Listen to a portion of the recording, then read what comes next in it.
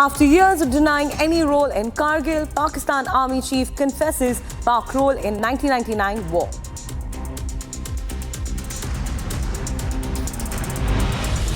Amid back-to-back rocket attacks in Manipur, 6 killed in fresh violence. Chief Minister Biren Singh calls on Governor Lakshman Prasad Acharya after key meeting ruling with MLAs. Building collapses in Lucknow, kills 4 and leaves dozens of others injured.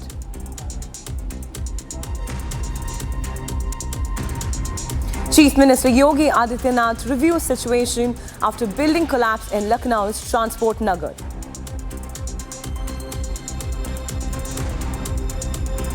NSA Ajit Doval is all set to visit Russia and present Prime Minister Modi's peace plan on the Russia-Ukraine war for President Vladimir Putin. Indian sprinter Simran wins bronze in 200 meters T12 event in Paralympics, while Navdeep secures a gold in javelin F41. India continues to shine at Paris.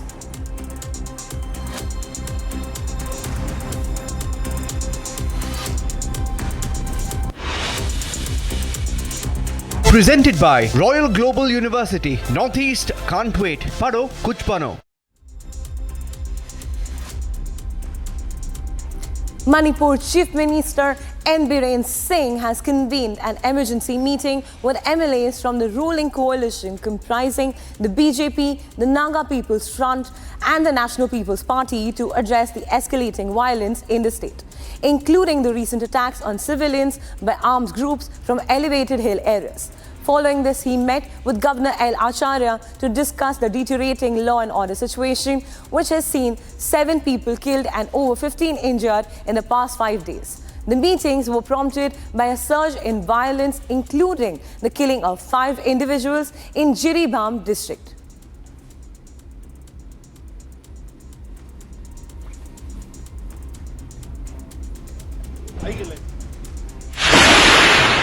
From Bishnupur to Jiribam, Manipur is in a perilous situation. Missile has been fired, and this missile, which was indigenously made by the militants themselves with locally available resources, had made an impact crater as such that you can see the devastation that this rocket or missile, whatever you say, weighing around 20 to 25 kilograms and with a length of more than 7 feet or 8 feet, have created. Just a day after rocket strikes killed 1 person and reduced 3 structures to rubble, Jiribam woke up to a fresh round of violence. The gunfight has claimed the lives of 5 people. Amid the state of turmoil, our men in uniform struck back, killing 4 insurgents. In a separate clash, a cadre from the United National Liberation Front was killed during intense fighting with the insurgents. The situation is dire. Taking cognizance of the back-to-back incidents in the northeastern state, a crucial meeting of the state's ruling party and alliance MLAs took place at the Chief Minister's residence in Imphal. A meeting of the BJP legislators, including the ministers and those from the alliance parties, was held today at the Chief Minister's residence in Imphal. The meeting primarily discussed on the current scenario in the state and the deteriorating law and order scenario. The meeting also discussed threadbare on the initiatives being taken by the state government. With persistent drone and rocket attacks, the pressing question remains: could there be a foreign hand behind these attacks?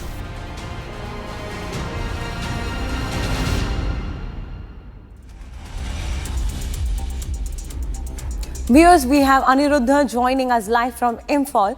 Aniruddha, could you tell us what is the timeline of the violence that Manipur has been experiencing, and even as the Chief Minister has called for an emergency meeting regards to this, what is the expectation from this meeting? Can you please tell us?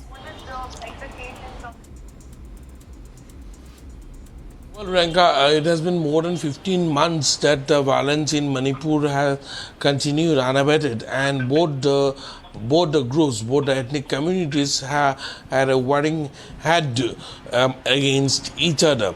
Amidst this, the fresh escalation which has been witnessed since September 1, and particularly after the drone strikes carried out by the suspected Kuki militants in the foothills areas, in the fringe areas of Imphal West, and also followed by the rocket strikes that were carried out by the suspected Kuki militants in Bishnupur district, has raised serious concern. Yesterday, the Chief Minister had called an emergency meeting of all the BJP legislators along with those from the NPF and other alliance parties. All the MLAs had attended this meeting. There were 42 MLAs and ministers who attended this meeting, and they have all condemned the recent escalation, which has claimed several lives in the last 7 to 8 days. And after the meeting, the Chief Minister also had a debriefing with the Governor of Manipur, Lakshman Prasad Acharya. Though there were several speculations and rumors were also doing rounds that Chief Minister N. Biren Singh might resign, we have got confirmation from the Chief Minister's office that there is nothing sort of any stepping down or resignation going to happen in the very recent time. And the meeting which had taken place with the governor, particularly yesterday, was a scheduled meeting. He was supposed to meet with the governor 3 days back. However, since the governor was not in Manipur, the meeting got postponed. Riyanka. Now, Anirudh, if you could just elaborate further, you mentioned that there could be possible resignations as well, right? So from the political angle as well, because it's a coalition government at the end of the day, and there are various parties, and they're representing different groups from the state as well, whether it's the BJP and the Naga People's Front and the National People's Party as well. So in terms of resignation, is there any step that, or any talks that have sort of emerged from that meeting? There is no talks at all on any sort of resignation as of now. Even if the ministers are concerned or the Chief Minister is concerned, there is no talks on the resignation part. It was clearly a rumor or as mere speculation, which were fueled further by a few media outlets. Priyanka. Anirudh, thank you so much for those very, very crucial inputs from Imphal. A 3-story building in Transport Nagar has collapsed, killing 5 people and injuring 24 others. The building, which housed a motor workshop, medical godown and cutlery warehouse, was under construction at the time of the collapse. Rescue operations are underway with teams from the NDRF and SDRF on site. The identities of 3 deceased individuals have been confirmed, while 2 remain unidentified at this point.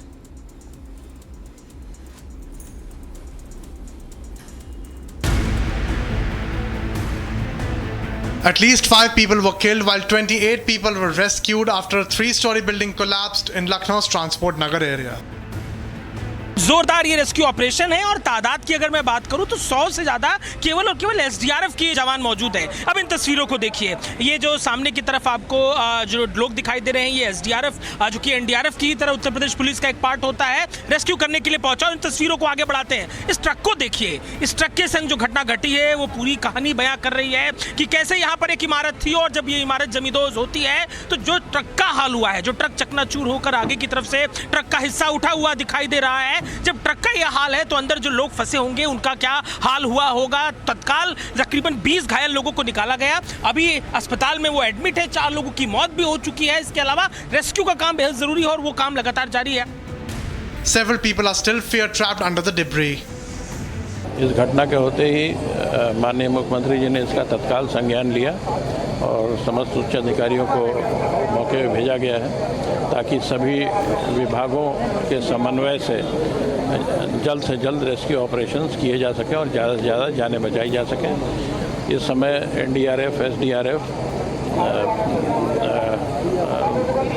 Fire services, medical services, बिजली विभाग, नगर निगम और समस्त अन्य विभाग मिलकर के rescue efforts चला रहे हैं। अभी तक जो जानकारी प्राप्त हुई है 24 लोगों को जिंदा रेस्क्यू किया गया है जो अलग अलग हॉस्पिटल्स में इलाज के लिए भेजे गए हैं। 4 लोगों की मृत्यु हो चुकी है। Teams from the National Disaster Response Force and State Disaster Response Force carried out the rescue operations. 2 और लोगों को निकाला गया है। इससे पहले 28 लोग निकाले गए थे।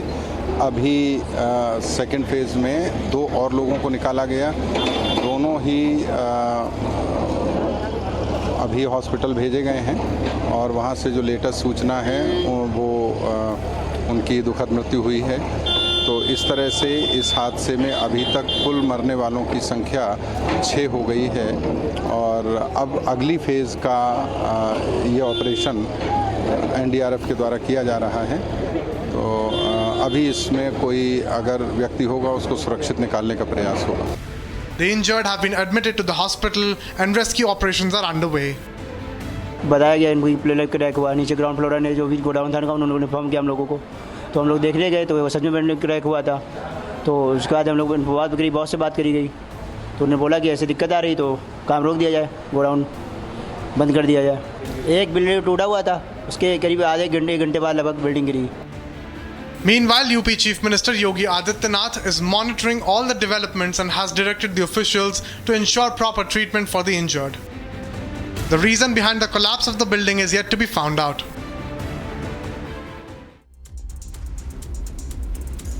Viewers, we have Ajay Dubey joining us live from Lucknow.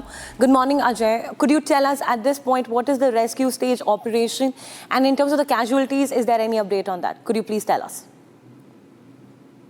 Serious rescue operation is still going on, and from the very beginning of this all incident, it's been more than 22 injured people who are admitted in hospital. 5 of them are very serious, and they are referred to the senior doctors, referred to the other hospitals, and now the death number is 8. 2 dead bodies came out last night. More to 2 bodies. Now it's 8 dead bodies and 22 severely injured people admitted in hospital. A rescue is still going on. Problem is that the building next to the affected building is also looking a little dangerous. So that's the reason SDRF team of SDRF is taking time, and heavy machinery which is installed there to get things out are also not working in their full force. So this is a difficulty with this rescue operation. The rescue operation is still going on. There are expected more 10 to 12 people inside the building. So that rescue operation is still going on, and right now the death toll is 8 and the injured people are 22 admitted in various hospitals. Thank you, Ajay, for those inputs coming in from Lucknow, where the collapse has led to at least a toll of 8 people and several who are feared to be trapped under the debris. Hello, Moto. Motorola, India's best 5G smartphone brand. External Affairs Minister S. Jaishankar will begin a 6-day tour today, traveling to Saudi Arabia, Germany and Switzerland. In Riyadh, he will attend the first India-Gulf Cooperation Council Foreign Ministers' meeting and engage in bilateral talks. The Berlin leg of his trip will center on organizing German Chancellor Olaf Scholz's forthcoming visit to India, while his stop in Geneva will involve discussions with the international organizations and the Swiss foreign minister to strengthen bilateral ties.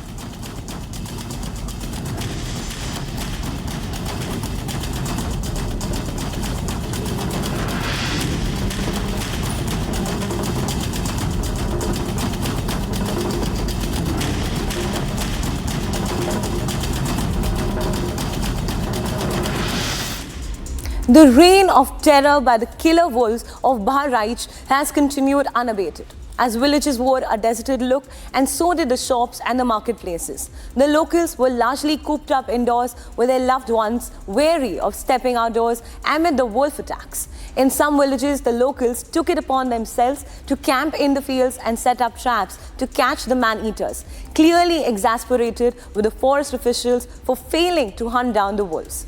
The pack of man-eaters has so far killed 10 persons, including children. We bring you this report for all the developments from Bahar. Take a look.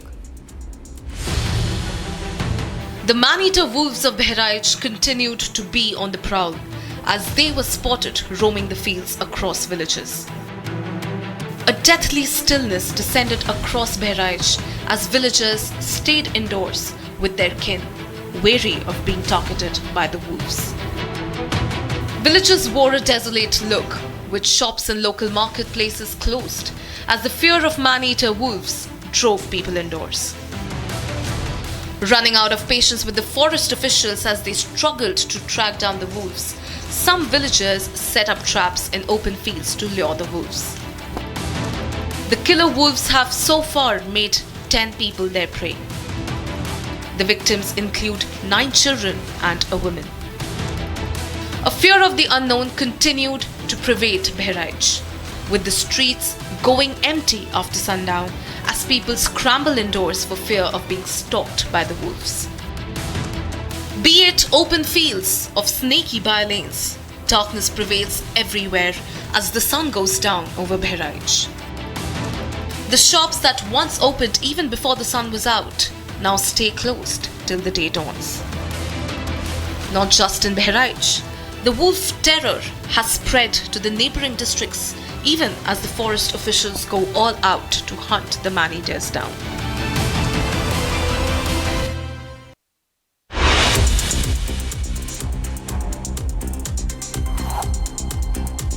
It's time for us to slip into a short break. Lots more coming up on the other side. Stay tuned to Republic TV.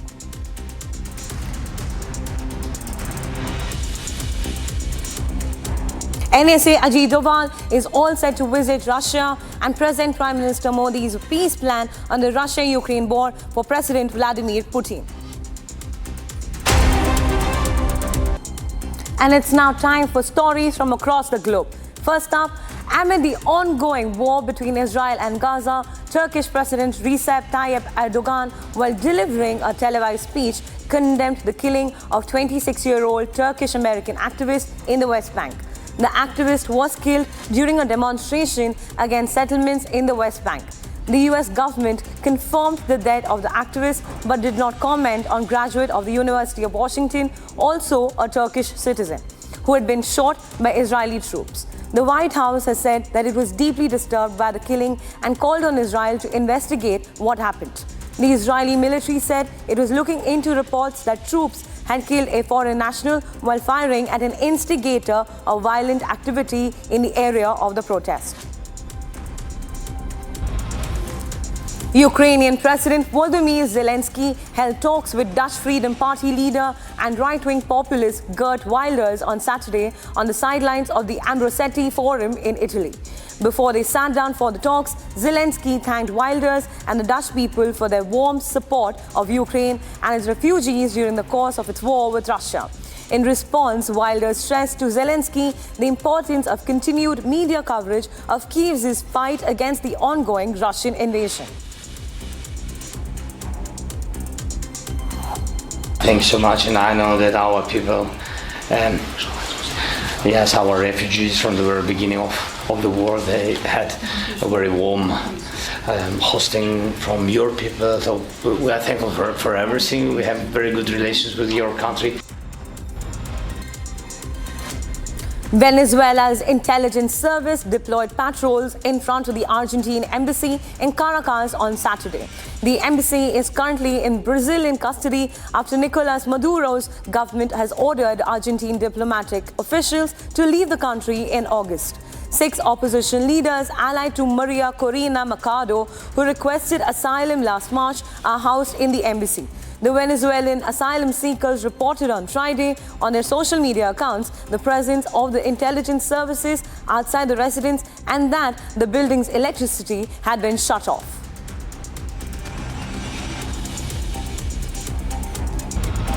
Thousands of protesters took to the streets across France on Saturday, responding to a call from a far-left party leader who criticized as a power grab the president's appointment of a conservative new Prime Minister, Michel Barnier. The protest directly challenged President Emmanuel Macron's decision to bypass a prime minister from the far-left bloc following a deeply dividing and divided legislative election result in July. Authorities did not record a huge turnout nationwide. He left, particularly the France Unbowed Party, views Barnier's conservative background as rejecting the electorate's will, further intensifying the European Union's second economy's already charged political atmosphere. Italy's culture minister resigned on Friday, days after tearfully acknowledging an affair with a ministry consultant that embarrassed Italian Prime Minister Giorgia Meloni's government. After standing by him for nearly 2 weeks as the scandal brewed, Meloni accepted the resignation of Gennaro Giuliano, a member of her far-right Brothers of Italy party. Beyond the affair, the scandal included speculation that the consultant had been given access to sensitive government documents pertaining to an upcoming G7 culture ministers meeting. British Prime Minister Keir Starmer met with his Irish counterpart Saturday in what was billed as an attempt to reset relations between the two countries after years of tensions following the UK's departure from the European Union. Starmer's visit to meet Irish Premier Simon Harris is the first by a British leader to Ireland in 5 years. I know as two new leaders of our respective countries, we both said we wish to really place British-Irish relations on a new path, and I really appreciate the time that you've given to that since taking office, and I've tried to respond in kind. We obviously had a call within hours of you being in Downing Street. We had our very productive meeting in Chequers. Algerians head to the polls on Saturday to cast votes for president. Incumbent Algerian President Abdelmadjid Tebboune cast his vote on Saturday, where he is widely expected to bring him a second term in the presidential election. Members of his government, as well as his challengers, have all urged voters to cast ballots after boycotts and high abstention rates in previous elections marred the government's ability to claim popular support. Italy's Prime Minister Giorgia Meloni on Saturday said that India and China can play a role in resolving the conflict between Russia and Ukraine. Meloni's statement comes as Russian President Vladimir Putin named India among the 3 countries he is in touch with over the Ukraine conflict and said they are sincerely making efforts to resolve it.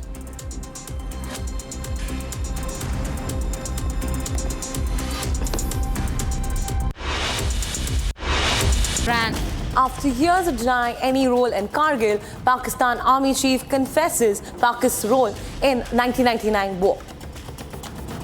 Amid back-to-back rocket attacks in Manipur, 6 killed in fresh violence, Chief Minister Biren Singh holds calls on Governor Lakshman Prasad Acharya after key meeting with the MLAs. Building collapses in Lucknow, kills 4 and leaves dozens of others injured. Chief Minister Yogi Adityanath reviews situation after building collapse in Lucknow's Transport Nagar. NSA Ajit Doval is all set to visit Russia and present Prime Minister Modi's peace plan on the Russia-Ukraine war for President Vladimir Putin.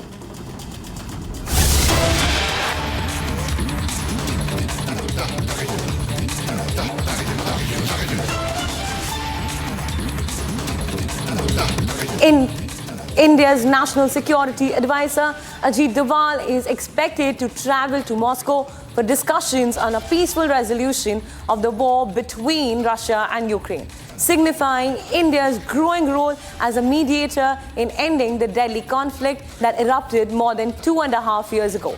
Prime Minister Narendra Modi has been at the forefront of the peace efforts, visiting both Ukraine and ally Russia over the past couple of months. During his visit to Russia in July, Prime Minister Modi reiterated his message to President Vladimir Putin that this is not an era for war. In August, he visited Kyiv and met with President Volodymyr Zelensky, reaffirming India's commitment to peace. NSA Ajit Doval is all set to visit Russia to broker peace talks between the Russia and Ukraine war, which has been going on for 2.5 years now, which is a sign that India is growing in its significance in terms of the global stage, while help mediate the long-drawn war, which has not only caused a lot of casualty, but also broken down global supply chains and also affected the trade of Ukraine and Russia all over. This visit comes after Modi had met Putin recently, as well as Zelensky, to again broker the talks of peace between Russia and Ukraine as the war still continues after 2.5 years.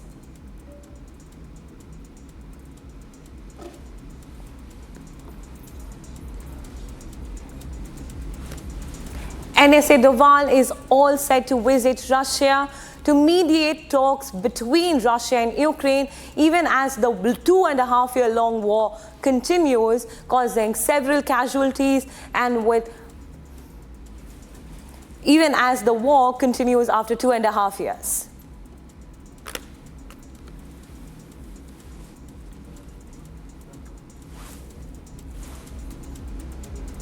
Italian Prime Minister Giorgia Meloni has stated that India can play a significant role in resolving the ongoing Russia-Ukraine conflict. This comes after her recent meeting with Ukrainian President Volodymyr Zelensky. In her remarks, Meloni has highlighted the importance of involvement from major global players like India and China, stressing that abandoning Ukraine is not an option. Here's a detailed report. Take a look. The conflict between Russia and Ukraine seems never ending, with intense fighting ongoing.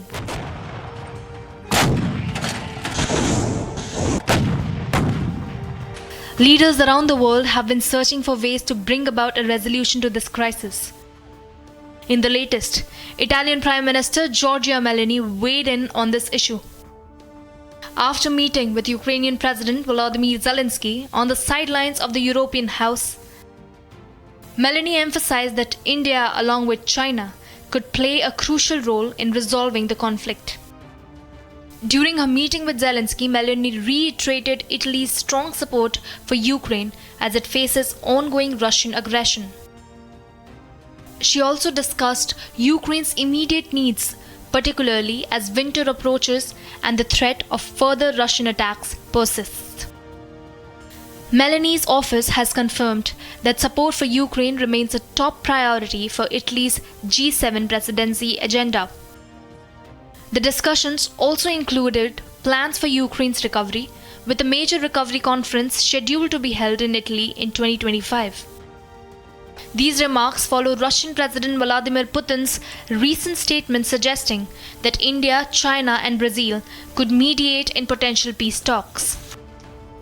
The international community continues to watch closely, hoping for a peaceful resolution to the conflict. Italy's culture minister has resigned on Friday, days after tearfully acknowledging an affair with a ministry consultant that embarrassed Italian Prime Minister Giorgia Meloni's government. After standing by him for nearly 2 weeks and the scandal brewed, Meloni accepted the resignation of Gennaro Sangiuliano, a member of her far-right Brothers of Italy party. Italy's culture minister Gennaro Sangiuliano resigned from Prime Minister Giorgia Meloni's government. Sangiuliano tendered his resignation after acknowledging an affair with a ministry consultant that embarrassed Prime Minister Giorgia Meloni's government. After standing by him for nearly 2 weeks as the scandal brewed, Meloni accepted the resignation, calling Gennaro Sangiuliano an honest man. Ieri le dimissioni del ministro Sangiuliano, che le ha presentate come irrevocabili, perché il ministro Sangiuliano voleva, diciamo, liberarsi dalla condizione di ministro per potersi meglio difendere, perché capiva, come capisco io e capivo io, che l'autorevolezza del governo, il ruolo del governo non poteva essere, diciamo, continuare a essere sottoposto a questa pressione mediatica. In an interview to state television, Sangiuliano said Bocchia's appointment had never been finalized due to the potential conflict of interest related to the affair. He further said that he had personally footed the bill for her expenses while on ministry business, and insisted that she never had access to sensitive government material. Sangiuliano put his mark on the ministry by replacing foreigners who were directors at the top Italian museums and installing a new head of the Venice Biennale to counter what some saw as years of left-wing bias. Hello, Moto. Motorola, India's best 5G smartphone brand. Police arrested a number of demonstrators as huge numbers of Israelis poured into the streets of Tel Aviv to protest against the government's failure to secure the return of remaining hostages in Gaza. The new protest came a week after one of the largest demonstrations of the war, following the discovery of another 6 dead hostages in Gaza, and after Prime Minister Benjamin Netanyahu pushed back against pressure for a ceasefire deal. Israel has been under increasing pressure from the United States and other allies to reach a ceasefire deal. But Netanyahu insists on continued Israeli control of the Philadelphia corridor, a narrow band along Gaza's border with Egypt, where Israel contends Hamas smuggles weapons.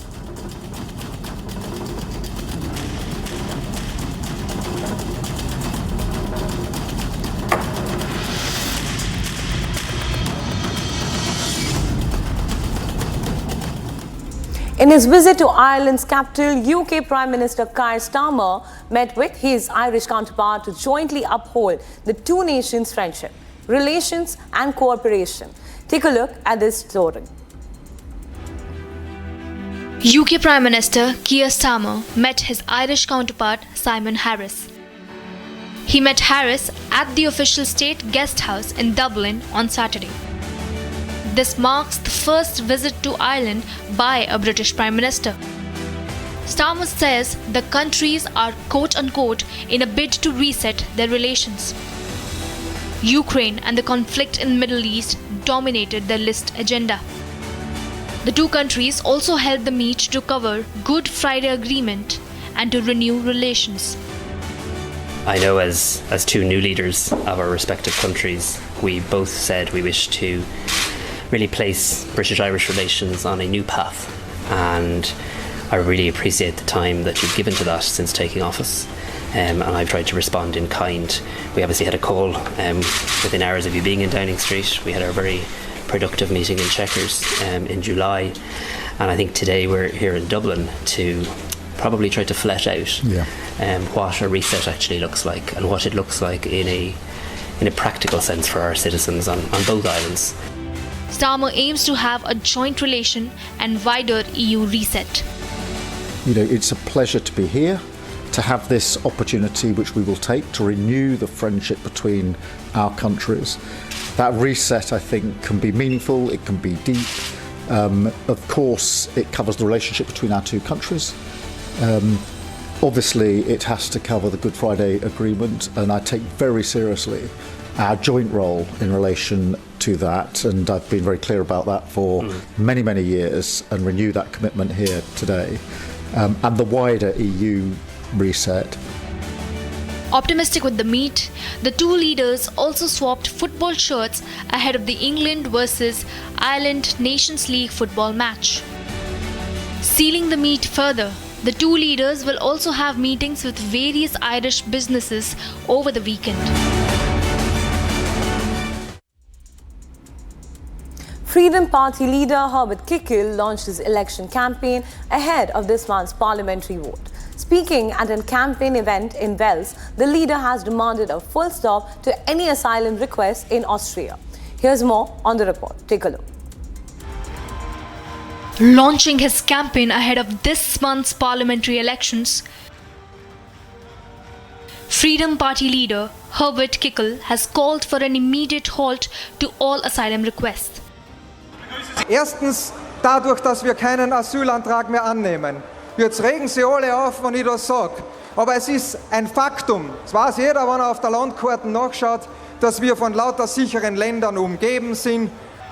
Speaking at a campaign event in Wales, Kickl said the asylum seekers are Syrians, Afghans, Somalis. Und die Asylanten kommen ja nicht, das sind ja keine Ungarn, das sind ja keine Tschechen, keine Slowaken und keine Deutschen, sondern das sind Syrer, das sind Afghanen, das sind Somalier und da liegen ganz, ganz viele Länder dazwischen, wo sie überall um Schutz und Hilfe ansuchen könnten. Austria will head to the polls on September 29th to elect a new parliament. Instead of taking in more asylum seekers, Kickl proposed remigration as a solution. Remigration. Remigration. Ich habe überhaupt kein Problem, das Wort auszusprechen. Aber diese Remigration hat viele Komponenten und davon wollen die anderen nichts wissen. Abschieben, das ist die teuerste und komplizierteste Variante, das muss man wissen. Dann geht es da so wie die Deutschen jetzt, 1 Million Syrer im Land, 28 werden ausgeflogen, jeder kriegt einen Tausender, das ist ein Jahresgehalt dort unten und 2 Tage später spazieren sie wieder in Freiheit herum. Germany has recently stepped up deportations after Syrian refugee fatally stabbed several people in Solingen. An incident security forces described as a terrorist attack.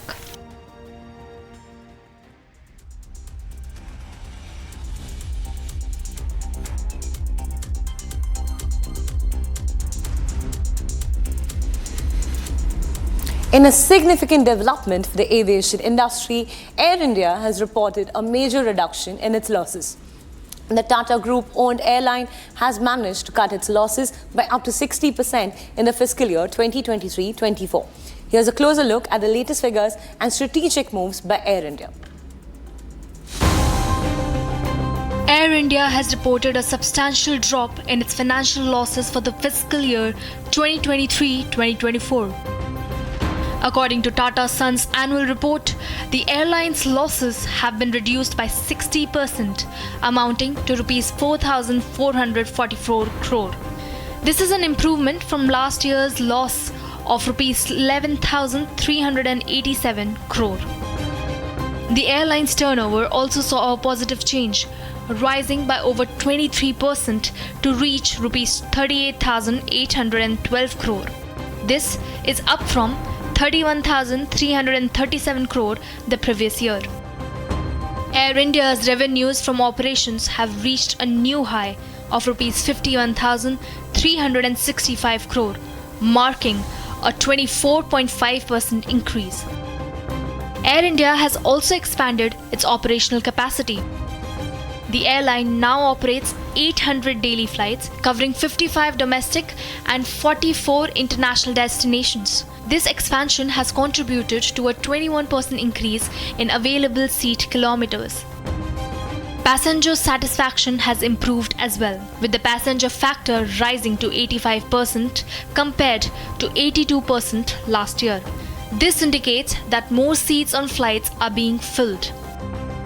As part of its consolidation strategy, Air India is merging with Air Asia India and Vistara. Vistara will operate its last flight under its own banner on November 11th, with its operations merging with Air India the following day. Additionally, Air India Express chief Alok Singh has announced that Axe Connect will be merged with Air India Express on October 1st. These strategic moves are expected to further strengthen Air India's position in the aviation sector and improve overall operational efficiency.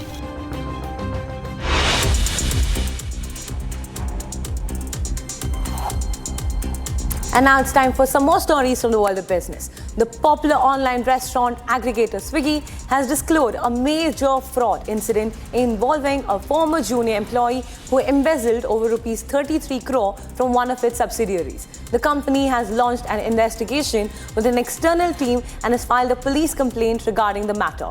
The financial report for the fiscal year 2023-24 highlights that Swiggy identified the fraud, which amounted to nearly rupees 327 million, and accorded it as an expense. Despite the setback, Swiggy has reported improved financial performance with a 44% reduction in net losses, which fell to nearly rupees 2,400 crore from rupees 4,179 crore in the previous fiscal year.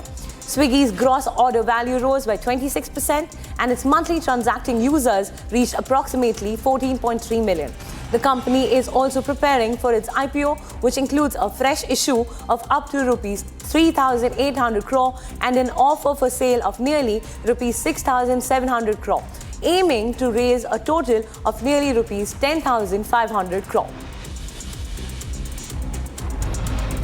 Hexaware Technologies, backed by the Carlyle Group, has filed draft papers with the Securities and Exchange Board of India for a substantial initial IPO offering worth nearly rupees 10,000 crore.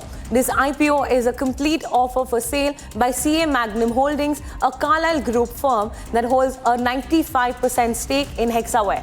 The proceeds from the IPO will be used to provide liquidity to the promoter. If successful, this will mark the largest IPO in India's IT services sector since Tata Consultancy Services raised rupees 4,700 crore over 2 decades ago. Hexaware Technologies is a global player specializing in AI and digital services, serving 31 Fortune 500 clients across various regions. The IPO will be managed by top global financial firms including Kotak Mahindra Capital, Citigroup, JP Morgan, HSBC and IIFL Securities. Hexaware aims to list its shares on both the BSE and NSE. Tata Power-led Odisha Discoms has awarded contracts worth over 11,000 crore rupees to the local contractors and suppliers. This has given a major fillip to the state's economy. The contracts have been awarded during the last 3 years after Tata Power commenced power distribution operations in Odisha, an official statement has said. The numerous joint ventures between Tata Power and the Odisha government have focused on placing orders with local enterprises of this cumulative total of rupees 11,481 crore. Orders worth rupees 8,690 crore were placed with local MSMEs, while non-MSMEs secured rupees 2,791 crore.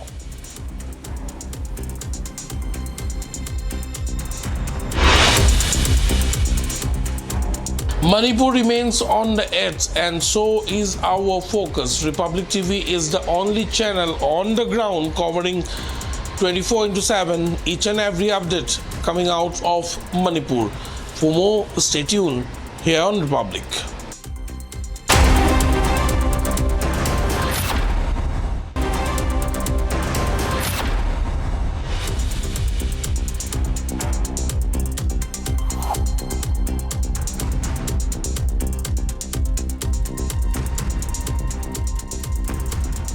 Very good morning. Thank you for tuning in to Sunday's edition of Live This Morning. I'm Samiksha Srivastava.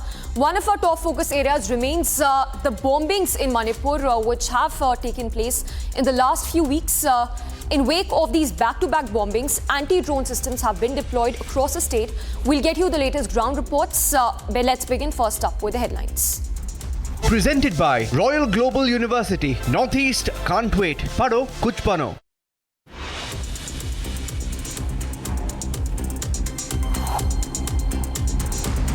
After years of denying any role in Kargil, Pakistan Army Chief confesses to Pakistan's role in the 1999 war.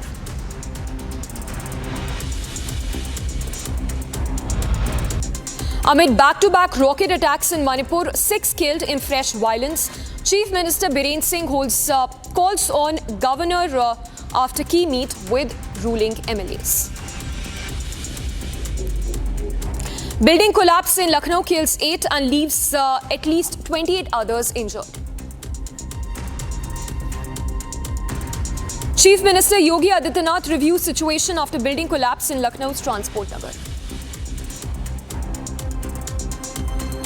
NSA Ajit Doval all set to visit Russia and present Prime Minister's peace plan on Russia-Ukraine war for President Vladimir Putin. Indian sprinter Simran wins bronze in 200-meter T12 event in Paralympics, while Navdeep secures a gold in javelin F41. India continues to shine at the Paris Paralympics.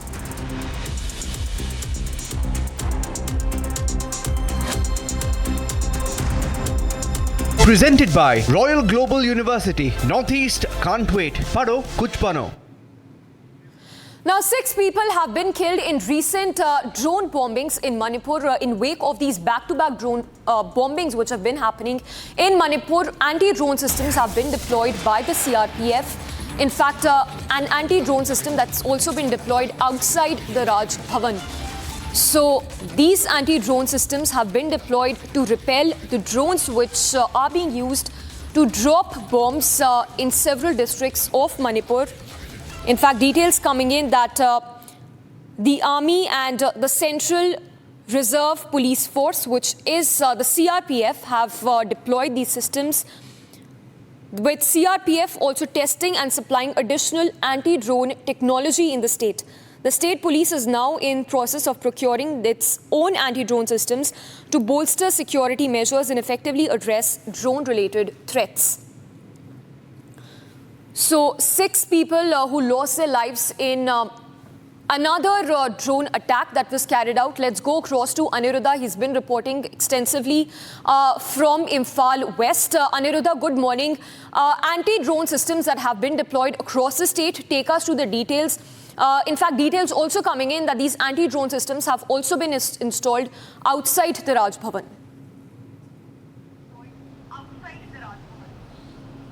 Yes, Amiksha, as you have pointed out, that anti-drone system has been deployed in Manipur. In fact, Republic was the only channel and the first to report that the central forces are boosting the capabilities also of the radars which are available as of now in Manipur in order to detect the drones.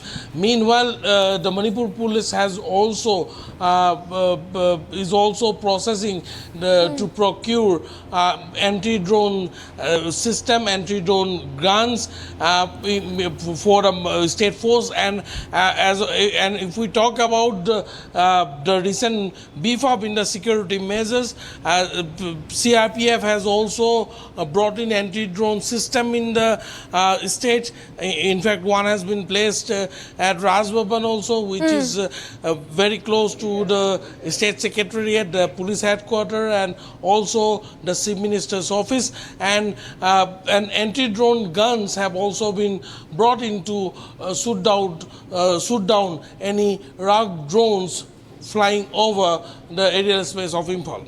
Right, Aniruddha, stay with us. Talking about the technology, these drones that were used to drop bombs in the state, sources do suggest us that these drones were probably retrieved from outside. Is there a possibility that these drones could have been used by some other country? In fact, some other country having given these drones to carry out these attacks?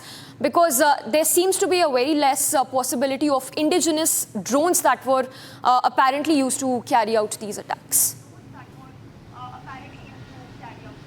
Yes, Amiksha, you have rightly said that sources have clearly pointed out that these drones were not developed indigenously, and yes, the Manipur police is looking into all the aspects. They are also thinking into or looking into the aspect that these drones probably which have been bought from some other country were assembled close to the border in Myanmar, and then they were brought to Manipur. And also the rockets which has been fired, if we talk about the mortars that has been fired, the mortars which these drones had carried, all the evidences which has been gathered by the Manipur police clearly indicates the involvement of a foreign hand, and sources in the Manipur police have clearly said that they are not going to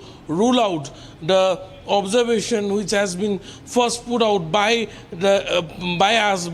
Republic that a foreign hand is at play, and they are looking into investigating all these aspects very thoroughly. Right, Aniruddha, we leave it at that. We will keep coming back to you. But yes, 6 people who've lost their lives in recent drone attack which was carried out in the state.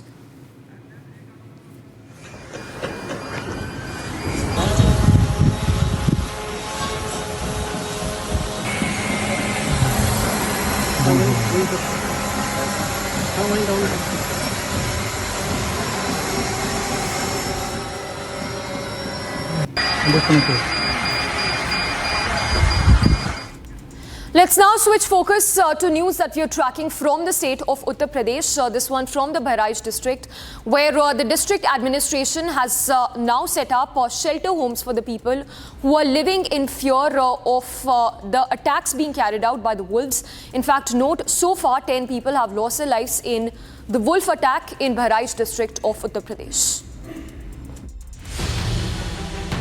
The Maneater wolves of Bahar continued to be on the prowl as they were spotted roaming the fields across villages.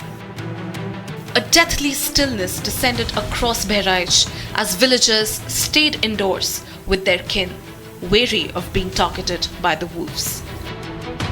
Villagers wore a desolate look, with shops and local marketplaces closed as the fear of Maneater wolves drove people indoors. Running out of patience with the forest officials as they struggled to track down the wolves, some villagers set up traps in open fields to lure the wolves. The killer wolves have so far made 10 people their prey. The victims include 9 children and a woman. A fear of the unknown continued to pervade Bahar, with the streets going empty after sundown as people scramble indoors for fear of being stalked by the wolves. Be it open fields of snaky by-lanes, darkness prevails everywhere as the sun goes down over Bahar. The shops that once opened even before the sun was out now stay closed till the day dawns. Not just in Bahar, the wolf terror has spread to the neighbouring districts even as the forest officials go all out to hunt the man-eaters down. Hello, Moto. Motorola, India's best 5G smartphone brand. And news coming in, External Affairs Minister Dr. S. Jaishankar is on a 6-day tour travelling to Saudi Arabia, Germany and Switzerland in Riyadh. The External Affairs Minister will attend the first India-Gulf Cooperation Council Foreign Ministers meet and engage in bilateral talks. The Berlin leg of his trip will centre on organising German Chancellor's forthcoming visit to India, while his in Geneva will involve discussions with international organisations, the Swiss Foreign Minister to strengthen bilateral ties.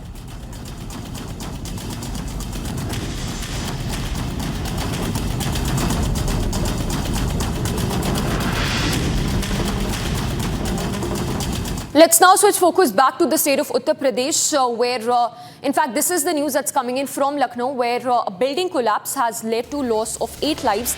The death toll has mounted to 8, whereas at least 28 people have been injured in this building collapse, while the SDRF is at the location trying to pull out some people who are still feared to be trapped in this building.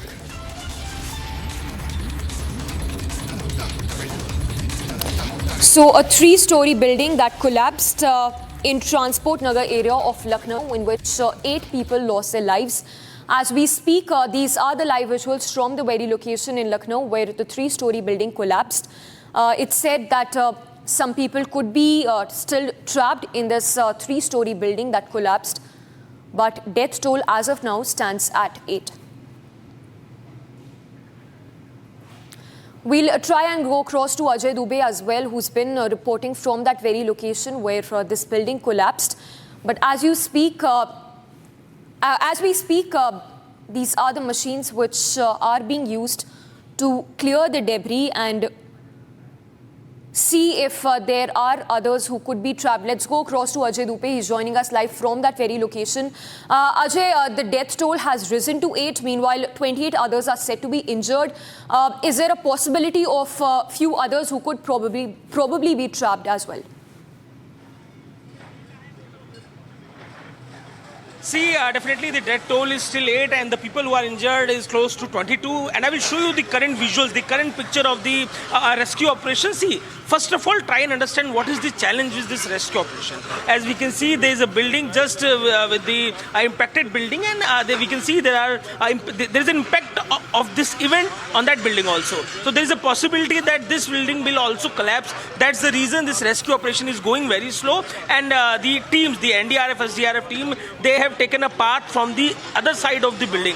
And as we can see here, we have JCB, here we have Poklane machines, here we have bulldozers who are trying to get a path from the damaged area, from the debris of this impacted building. As we can see right now, there is continuous rescue operation going on, and right now, if I will observe, there is more than 15% of rescue is completed, and more than 85% of rescues still left, because as we can see, this is a very big space. This is a very big geographical space to be rescued. Now we'll show you the other visuals. We'll show you how NDRF and SDRF is doing this rescue and telling the story how this incident took place. This is still a part of investigation, but the team of SDRF and NDRF still they are waiting outside of this area, because right now a Poklane machine is trying to get a path from the impacted building area. And we'll go to the truck where this truck was inside the building last night, and see the pictures of this truck, how this truck is devastated, how the each and every part of this truck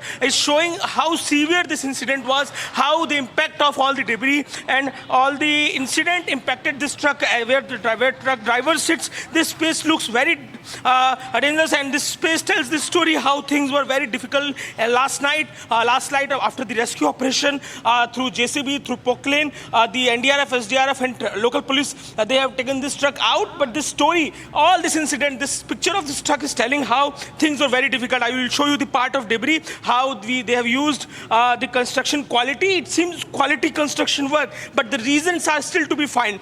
Few locals are telling this space earlier used to be a pond, and this construction was not that powerful. I will go back to the visuals again, and we'll show you how this rescue operation is still going on. From this space, we'll show you the roof area, and it's a very big space.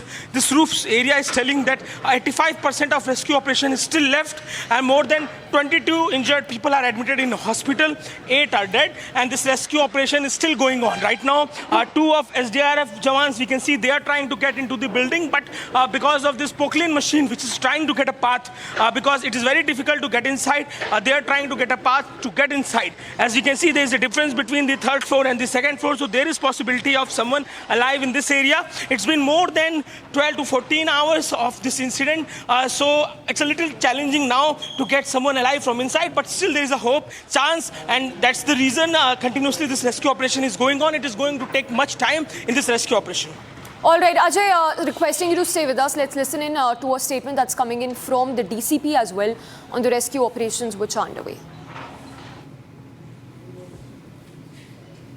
जो है कल से जो हमारा rescue operation चल रहा है, इसमें 8 लोगों के जो है कोलैप्स होने की स्थिति आई हुई है, जिनकी हम लोग जो है इसका आगे मेडिकल कॉलेज वगैरह भेज करके इनके डेड बॉडी के संदर्भ में जो आवश्यक अन्य कार्रवाइयाँ हैं वो विधिक स्तर पर की जा रही हैं। 28 लोग घायल हुए हैं, जिनका इलाज भी सुनिश्चित किया जा रहा है, उनका प्रॉपर इलाज कराया जा रहा है। All right, let's go across to Ajay Dubey again. Ajay, if you can once again show us around the rescue operations which have been underway for the last 7 to 8 hours.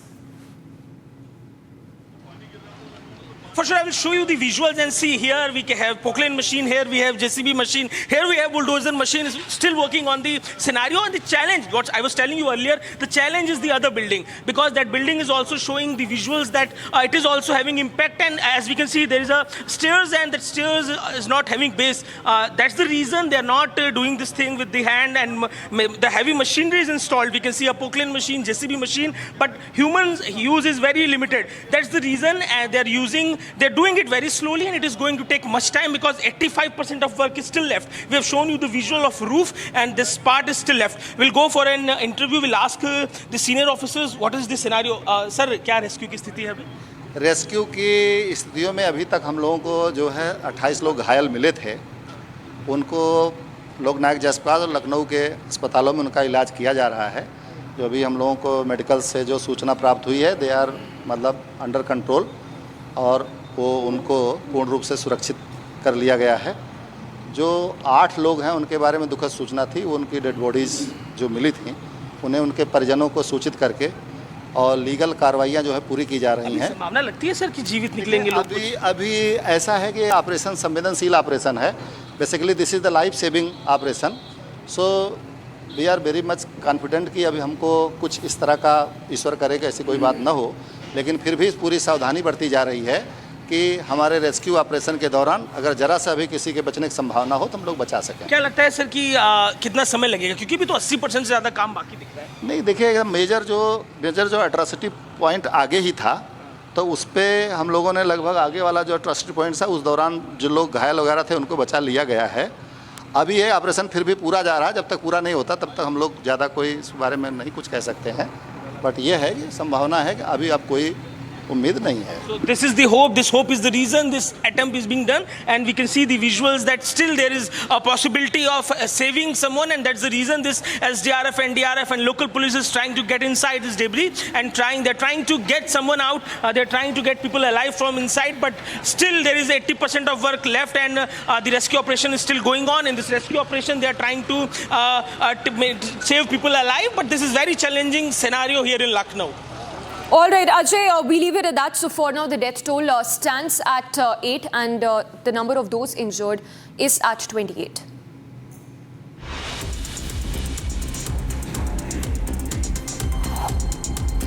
The Central Bureau of Investigation has uncovered a criminal nexus which involves former principal of Arjikar Hospital, Sandeep Ghosh, and several co-accused. The investigation reveals financial irregularities and preferential treatment of certain vendors. Ghosh, along with 2 vendors and a security guard, are accused of awarding contracts improperly due to their connections through unscrupulous means. The CBI's findings suggest that Ghosh's actions led to financial mismanagement at the hospital. The West Bengal Medical Council has issued a show-cause notice to Sandeep Ghosh regarding his alleged involvement in financial irregularities at Arjikar Hospital. This notice precedes any potential decision to revoke his medical registration. Ghosh, who has been arrested by the CBI, has been given 3 days time to respond to the notice. The Aam Aadmi Party has confirmed its intent to contest on all 90 seats in the forthcoming Haryana polls. The AAP spokesperson has stated that while the AAP is in discussions with Congress regarding a possible alliance, it is premature to make any final decisions. The party leaders, including MPs and Punjab Chief Minister Bhagwant Mann, are actively campaigning in Haryana. However, the AAP party is yet to release its candidate list. देखिए, talks are ongoing, so it is too early to comment on this. But आम आदमी party Haryana में लगातार काम कर रही है। आज भी सुनीता केजरीवाल जी की वहाँ पर जनसभा लगी हुई है। हम पूरी तरह से तैयार हैं सारी 90 सीट्स पर लड़ने के। The centre has terminated the service of Pooja Khedkar from the Indian Administrative Service effective immediately. Khedkar, a trainee officer from the 2023 batch, was dismissed following allegations of cheating and improper use of reservation quotas during the selection process. The Union Public Service Commission had previously cancelled her selection. Khedkar had denied those accusations. A criminal case, meanwhile, has been registered against her by the Delhi police. Manipur police has implemented a new anti-drone system in response to a recent drone and rocket attack. In fact, spate of attacks targeting civilians. This development coincides with reports of renewed violence in the Jirbam district, which has resulted in 6 fatalities. Inspector General of Police announced that the police is actively monitoring the situation and acquiring additional anti-drone weaponry.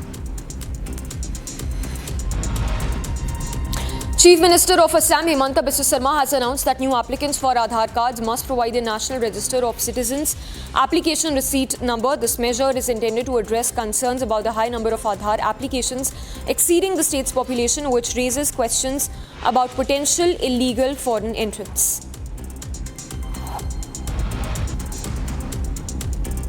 External Affairs Minister Dr. S. Jaishankar is on a 6-day tour starting today, visiting Saudi Arabia, Germany and Switzerland. In Riyadh, the External Affairs Minister will attend the inaugural India-Gulf Cooperation Council Foreign Ministers meeting. and hold bilateral discussions. The visit in Berlin will focus on preparations for German Chancellor's visit to India, while the Geneva visit will involve meetings with international organizations and Swiss foreign minister to enhance bilateral ties. Hello Moto.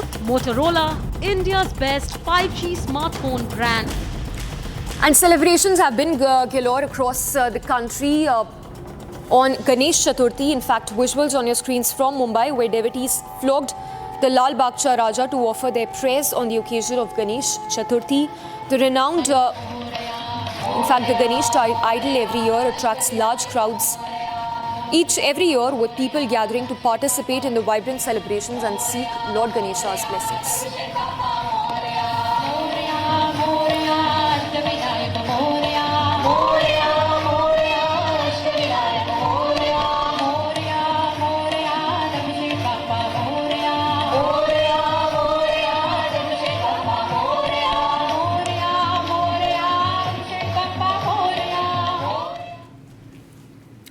Now, in wake of the alarming demographic imbalance in the state of Assam, Chief Minister Himanta Biswa Sarma has once again pledged to take action against foreign immigrants who have settled in the state, thereby pledging that priority would be given to the nationals, to the people who've been living in the state for years at a stretch.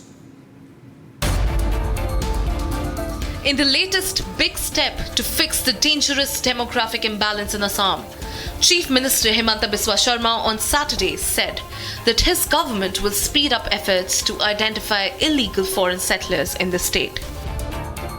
Addressing media persons in the state capital Guwahati, the Assam CM said that all new Aadhaar applicants will now have to submit their NRC application receipt numbers. मेरा असम में Muslim population 40% हो चुका है। 1951 में 12%, आज असम में Muslim population 40%। हम जिला की जिला खो चुका है। तो मेरे लिए ये मुद्दा पॉलिटिकल नहीं है, मेरे लिए ये जीना और मरने का मुद्दा है। Speaking to reporters at an event in the poll-bound Jharkhand earlier, Sharma revealed a significant rise in Muslim population in Assam, adding it was a matter of life and death for him.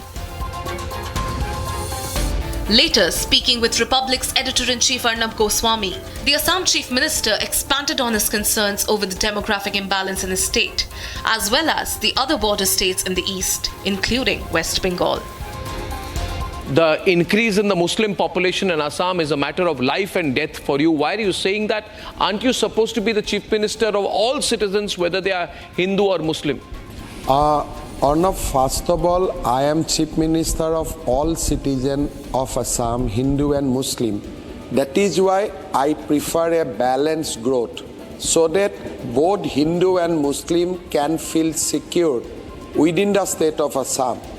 But if demography grow in an imbalanced way, then one section of the people will be frustrated. One section of the people will lose land. One people of section will lose culture. So then a chief minister cannot be a happy person. In a big move earlier after raising demographic concerns, the Assam CM introduced a bill in the assembly mandating all Muslim marriages and divorces in the state to be registered. The Assam Compulsory Registration of Muslim Marriages and Divorce Bill 2024 was subsequently passed by the Assembly. Even as the Assam CM underlines his intent to fix the demographic imbalance in the state, his latest move is set to bring the NRC back in the forefront of the national political discourse.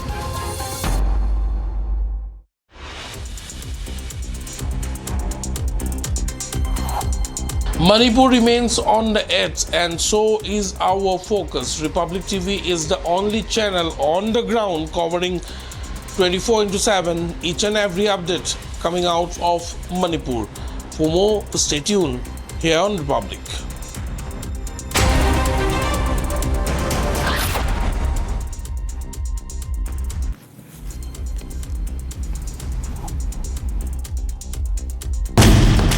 Hello Moto. Motorola, India's best 5G smartphone brand. After years of denying any role in Kargil, Pakistan Army Chief confesses to Pakistan's role in the 1999 war. Amid back-to-back rocket attacks in Manipur, 6 killed in fresh violence, Chief Minister Biren Singh holds calls on governor after holding key meet with the MLAs. Building collapses in Lucknow, kills 8 and leaves 28 injured. Chief Minister Yogi Adityanath reviews situation after building collapse in Lucknow's Transport Nagar. NSA Ajit Doval all set to visit Russia and present Prime Minister Modi's peace plan on the Russia-Ukraine war.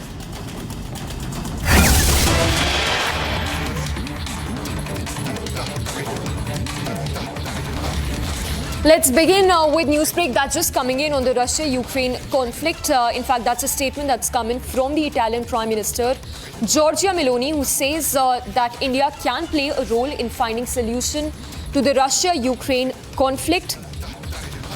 This statement comes 2 days after Russian President Vladimir Putin named India, Brazil and China as possible intermediaries that could play a significant role in resolving the conflict. So while that war, the Russia-Ukraine war, rages on for over 2 years now, Giorgia Meloni, the Italian Prime Minister, says that India can broker a peace deal between Russia and Ukraine.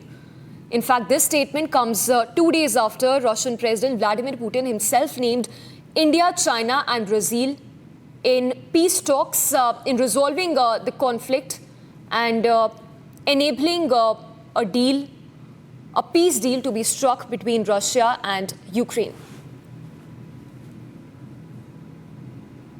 So Giorgia Meloni, who says that China and India have a role to play in resolving the conflict, and this while she says that Ukraine has the unflinching support of its NATO ally, of the NATO allies. Let's play out that reaction that's coming in from Giorgia Meloni calling for peace between Russia and Ukraine. But first, let's listen in to Russian President Vladimir Putin, who had 2 days ago said that India, China and Brazil can play a role, a pivotal role in resolving the conflict between Russia and Ukraine.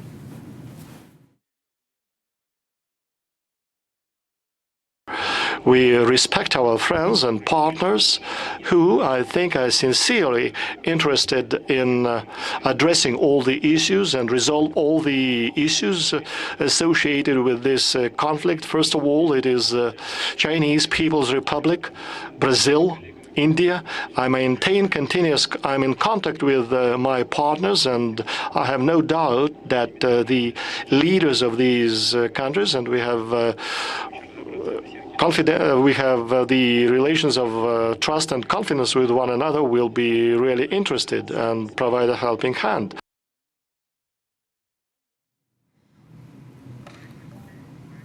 Gli attori globali. È ovvio che se saltano le regole del diritto internazionale noi otterremo un moltiplicarsi del caos e delle crisi.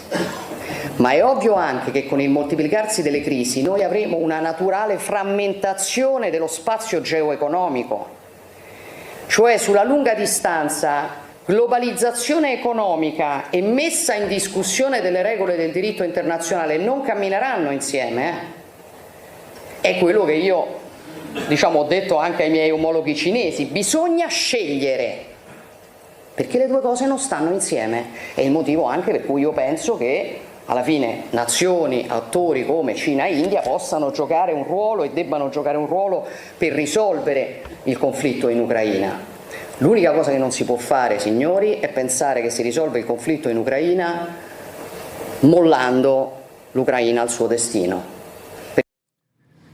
All right, so there you heard Giorgia Meloni, who says that China and India have a role to play in resolving the Russia-Ukraine conflict. She also goes on to say, and I quote, "What must not happen is to think that the conflict can be solved by abandoning Ukraine to its fate. The decision to support Kiev is in line with Italy's national interest and will never change." In fact, note that it was on Thursday that Putin, while he spoke at the Eastern Economic Forum, said that he is in touch with India, Brazil and China on the Ukraine conflict. He said, and I quote Vladimir Putin, who said that first of all, it is Chinese People's Republic, Brazil and India. I am in contact with my partners and have absolutely no doubt that the leaders of these countries and we have relations of trust and confidence with one another. Let's go across to our senior executive editor Abhishek Kapoor, who's joining us. Abhishek, good morning. We just played out that statement that's coming in from Giorgia Meloni. Talk to us once again about the role that India can play when it comes to resolving the conflict between Russia and Ukraine. Well, you see, Meloni just essential an endorsement of actions that India has taken, including the high-profile, highly visible, globally visible, Modi to Ukraine and to Kiev the last month, and in fact, Prime Minister happened to be the second or third leader from the east who had visited Kiev, and the other leaders are in fact effectively of the Western Bloc, like Korea and Japan. So Prime Minister effectively is the first global non-aligned global South leader who of his stature who visited Kiev and contributed to the peace process. And remember, he is the only leader, in fact, not Fumio Kishida of Japan, or not Joe Biden, or not Emmanuel Macron. He is the only leader from the non-Western bloc who has met both the sides, and that in many ways lends a lot of credibility to the involvement of India and the involvement of Prime Minister Narendra Modi, and the fact that Putin, despite the Prime Minister having told him twice, sitting next to him, that this is not an era of war, still says that India has a role, shows that there is a broad acceptability, not just on the side of Russia, but even on the side of Kiev. And I think taking things forward now, National Security Advisor Ajit Doval would be traveling to Moscow, and the dates are being finalized. And in fact, we are hearing that this is a culmination of the dialogue that has already taken place, of two-way dialogue that has taken place between Prime Minister Modi and President Putin on the one side, and Prime Minister and President Zelensky on the other. And in fact, we are told that in the last conversation, telephonic call that the Prime Minister had with President Putin, briefing him about his Ukraine visit, the two agreed that more details of the peace process should be thrashed out, which means that actually there is something concrete which is being carried by NSA Doval to Kremlin and to Putin. President Putin, as and when the dates get finalized very soon, possibly before the Prime Minister heads to the United States to participate in the UNGA, there is a connected development, which is that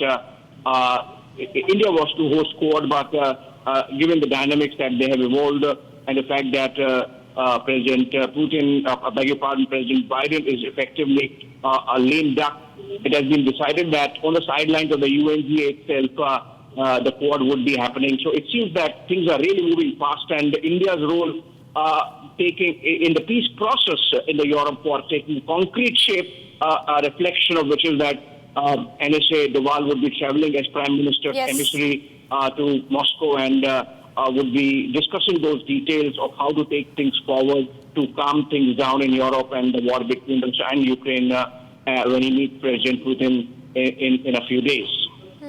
All right, Abhishek, thank you for putting this in context. Note parallelly, Zelensky has also sought NATO's help, asking the NATO to come forward and help end the war in the next 1 to 2 months.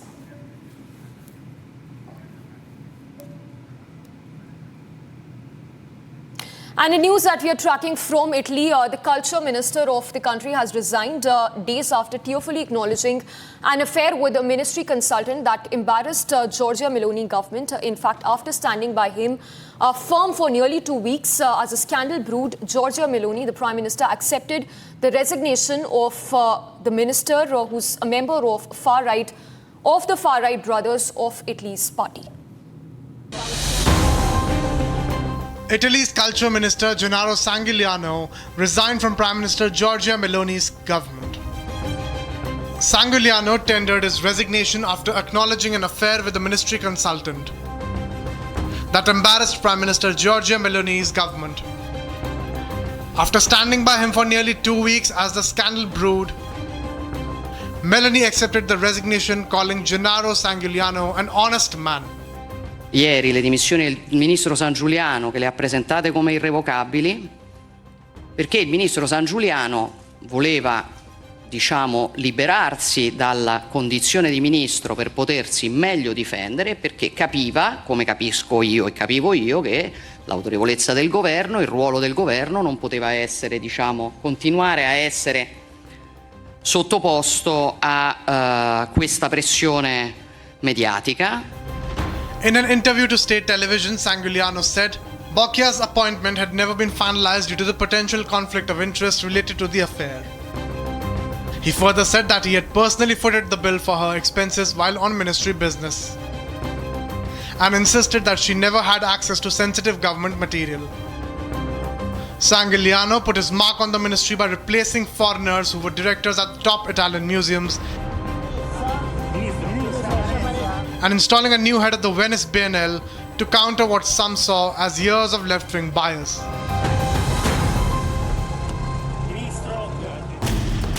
Hello, Motorola, India's best 5G smartphone brand. And in news from the Middle East, this one from Tel Aviv, police arrested a number of demonstrators as huge number of Israelis poured into the streets of Tel Aviv to protest against the government's failure to secure a deal with the Hamas group. The new protest comes a week after one of the largest demonstrations of the war, following the discovery of another six hostages were found dead in the Gaza region. And after Prime Minister Netanyahu pushed back against pressure for a ceasefire deal, Israel, in fact, has been under increasing pressure from the US and other allies to reach a ceasefire deal with the Hamas group. But Netanyahu insists on continued Israeli control of a corridor along the Gaza region with Egypt, where Israel contends Hamas smuggles weapons.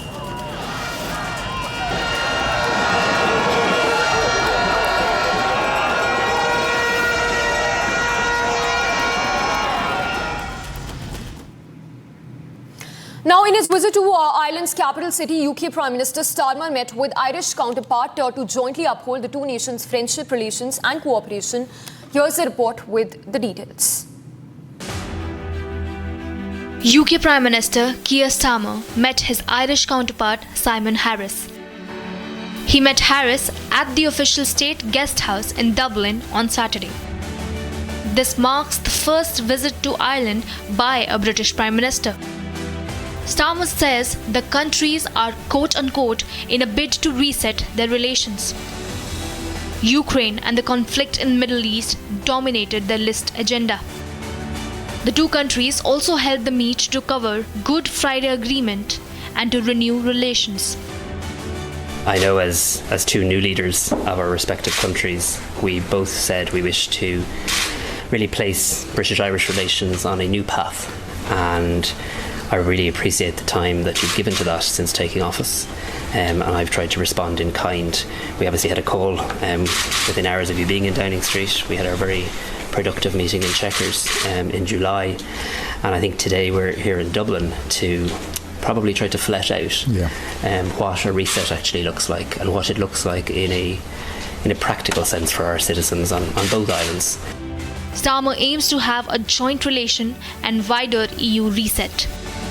You know, it's a pleasure to be here, to have this opportunity, which we will take, to renew the friendship between our countries.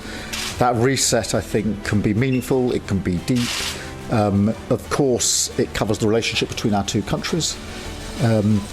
Obviously, it has to cover the Good Friday Agreement, and I take very seriously our joint role in relation to that, and I've been very clear about that for many, many years, and renew that commitment here today.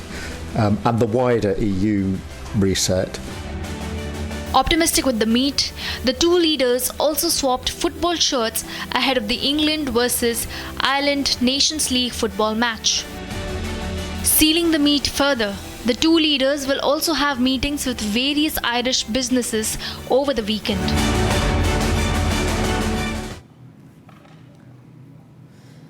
Now, Freedom Party leader Herbert Kilk launched his election campaign ahead of this month's parliamentary vote. Let's take a look at this report, which has the details of the Freedom Party leader calling for support. This while he spoke in the capital city. Launching his campaign ahead of this month's parliamentary elections, Freedom Party leader Herbert Kickl has called for an immediate halt to all asylum requests. Erstens dadurch, dass wir keinen Asylantrag mehr annehmen. Jetzt regen sie alle auf, wenn ich das sage. Aber es ist ein Faktum, das weiß jeder, wenn er auf der Landkarte nachschaut, dass wir von lauter sicheren Ländern umgeben sind. Speaking at a campaign event in Wales, Kickl said the asylum seekers are Syrians, Afghans, Somalis. Und die Asylanten kommen ja nicht, das sind ja keine Ungarn, das sind ja keine Tschechen, keine Slowaken und keine Deutschen, sondern das sind Syrer, das sind Afghanen, das sind Somalier und da liegen ganz, ganz viele Länder dazwischen, wo sie überall um Schutz und Hilfe ansuchen könnten. Austria will head to the polls on September 29th to elect a new parliament. Instead of taking in more asylum seekers, Kickl proposed remigration as a solution. Remigration. Remigration. Ich habe überhaupt kein Problem, das Wort auszusprechen. Aber diese Remigration hat viele Komponenten. Und davon wollen die anderen nichts wissen. Abschieben, das ist die teuerste und komplizierteste Variante. Das muss man wissen. Dann geht es da so wie die Deutschen jetzt. 1 Million Syrer im Land, 28 werden ausgeflogen. Jeder kriegt einen Tausender, das ist ein Jahresgehalt dort unten. Und 2 Tage später spazieren sie wieder in Freiheit herum. Germany has recently stepped up deportations after Syrian refugee fatally stabbed several people in Solingen. An incident security forces described as a terrorist attack. News from Nevada, a bushfire erupted at Davis Creek Regional Park in Reno on Saturday afternoon, which resulted in significant amount of smoke in the area. Multiple agencies are currently at the location trying to control the blaze.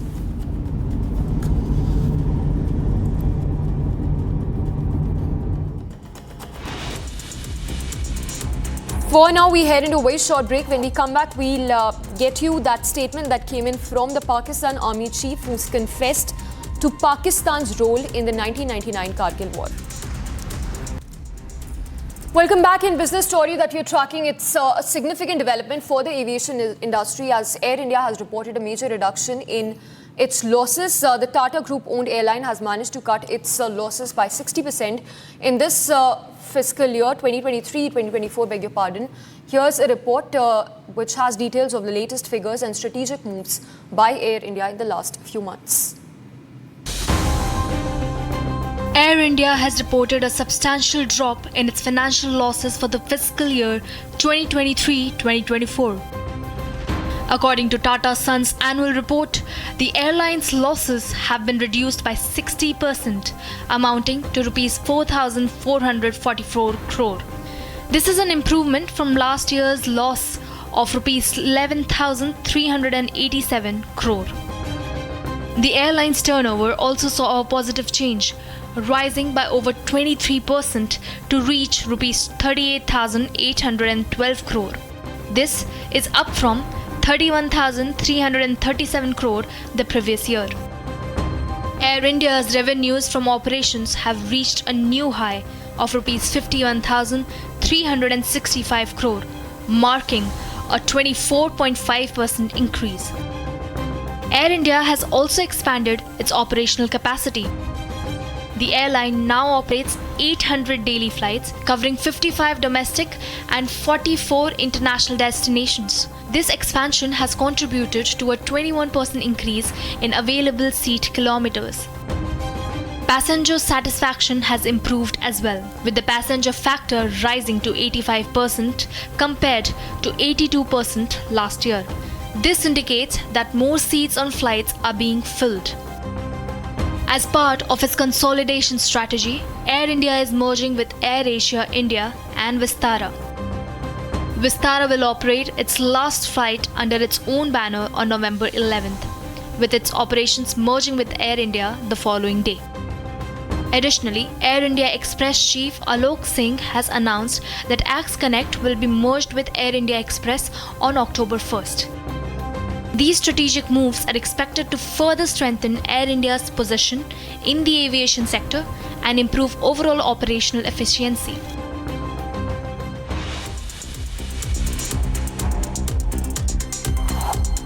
Manipur remains on the edge, and so is our focus. Republic TV is the only channel on the ground covering 24/7 each and every update coming out of Manipur.